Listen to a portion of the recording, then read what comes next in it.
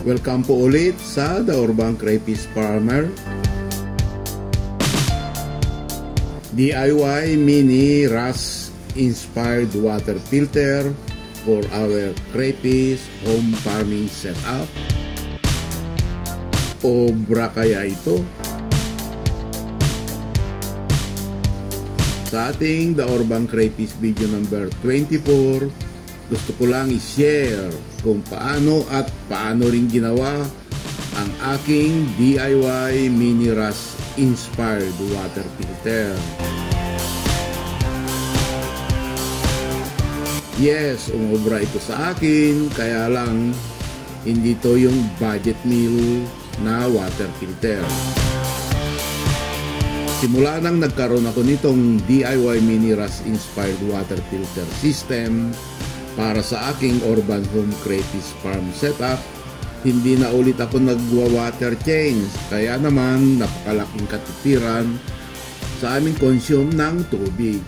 Tandaan po natin na ang ating urban home crayfish farming setup ay sa nawasa ang ating supply ng tubig.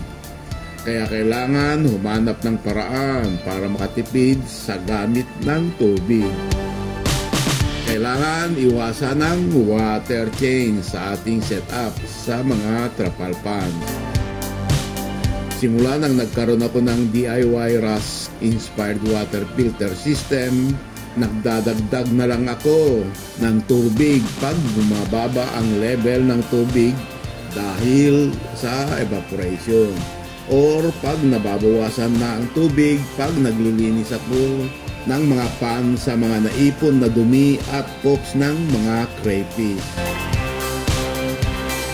Sa ating mga viewers na nagtatanong kung paano ko ginawa ang aking DIY rust inspired water filter, panoorin na lang po ang video hanggang dulo. Okay, ito na yung labasan ng filtered na tubig. Ito ay gawa sa 40mm or 1 1/2 blue PVC pipe. At dito naman sa ibabang trapal pan ay nagsisilbing ipunan or imbakan ng tubig. Ang 35 watts submersible pump na may piping na 1/2 blue PVC pipe ay nakalagay naman sa malapit sa overflow pipe.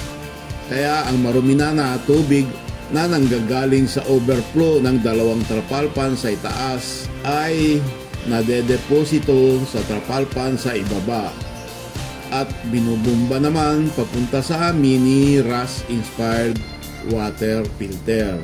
Ang inlet pipe na ito ay gawa rin sa 40mm or 1 1/4 PVC pipe. Ang inlet pipe ay dapat mas mataas at kasing level sa water level ng drum. Ang drain pipe naman ay gawa sa 38mm na PVC pipe na may connector fitting at threaded cap na nagsisilbing saraduhan. Okay, ngayon i-drain na natin ang tubig para malinis na natin ang mini rust inspired water filter.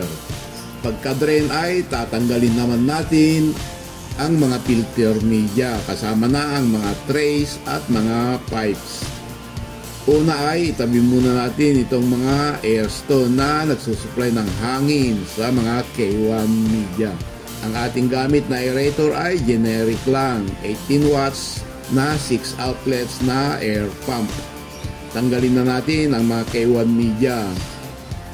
Huwag itong hugasan para hindi maalis ang mga good bacteria na nakatira na sa K1 media.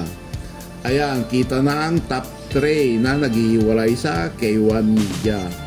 At ayan din ang 40mm PVC outlet palabas papunta sa ibabang trapal pan.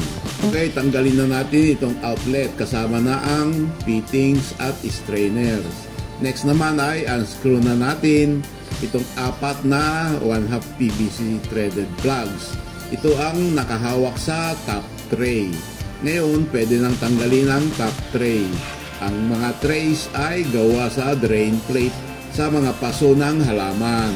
Ito ay binutasan tapos merong screen para hindi makalusot ang mga K1 media. Ngayon, pwede nang tanggalin ang foam filter na nasa ibabaw. Gawa ito sa 8D reusable foam na tinabas pabilog para mag-fit sa drum.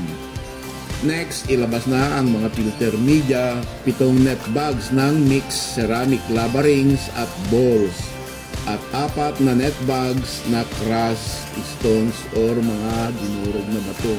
Ang nasa ilalim naman ay ang jack mat filter media.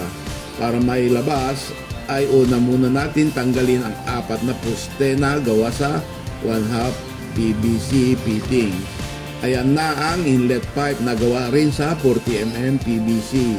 Nagsisilbing collection pipe ito sa pagpasok ng tubig na galing sa 1/2 PVC pipe na nanggagaling sa ating generic na 35 watts 2,500 liters per hour na submersible pump. Okay, tanggalin na natin ang 40mm water inlet fittings at pwede na natin ilabas ang jack mat filter media. Ang jack mat filter media ay tinabas din na pabilog para magkasya rin ito sa drum. Ngayon ay pwede nang ilabas ang middle tray. Kasama na sa pagtanggal ang water inlet vortex nozzle assembly. Ang water inlet vortex nozzle assembly ay gawa sa 40mm na 5-way T-fitting. At meron 4 na 38mm elbow fittings na nagsisilbing mga nozzles. At ang pinakahuling tanggalin ay ang bottom tray.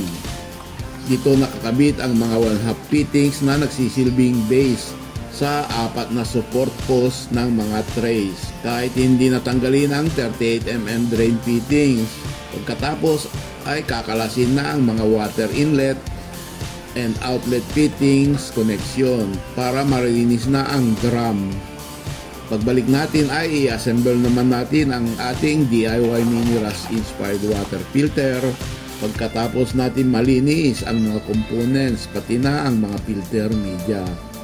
Ayan, pagkatapos nating malinis ang drum at mga filter components at mga media, ibalik na natin or i-reassemble ulit natin ang ating DIY Mini Rust inspired water filter. Salamat!